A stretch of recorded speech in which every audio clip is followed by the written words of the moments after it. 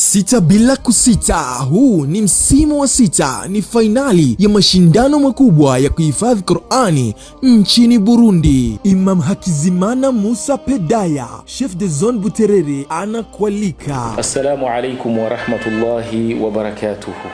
Ni mimi ndugu yenu katika imani, Imam Hakizimana Musa maarufu Pedaya, nikiwa Chef de Zone wa zone ya Buterere, lakini pia nikiwa naibu kiongozi wa Waislamu au naibu wa amiri wa Waislamu katika mkoa wa Bujumbura. Natoa wito wangu na kuwaalika waumini wote wanaoipenda kheri katika mashindano makubwa ya kuhifadhi kitabu cha Mwenyezi Mungu Subhanahu wa Ta'ala ambacho ni Qur'ani, mashindano makubwa ambayo yatafanyika katika nchi yetu ya Burundi, yanayoandaliwa na shirika Association Frères et Sœurs, yatakayofanyika siku ya Jumamosi tarehe 11 mwezi wa 4 mwaka wa 2026 kuanzia muda wa saa 1 kamili asubuhi mpaka muda wa saa 7 mchana katika viwanja vya Komibu, jamii ya Kiislamu nchini Burundi, hapo Nyakabiga. Kumbuka ndugu yangu Muislamu ya kwamba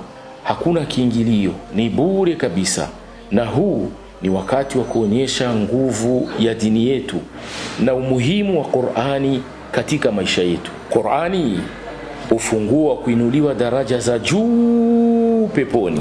Haya si mashindano tu, ni zaidi ya mashindano, ni safari ya kutafuta ufunguo wa janna. Mashindano haya yatafanyika tarehe 11 mwezi wa 4 mwaka 2026 katika uwanja wa Laidi Komibu Nyakabiga, kuanzia saa 1 asubuhi hadi saa 7 mchana. Mashindano haya makubwa yameletwa kwenu kwa upendo na Association Unie Frères et Sœurs chini ya usimamizi kwa udhamini wa Kiswahili Heleka, Agence Kariako, Al Hikma Foundation, Association Istiqama.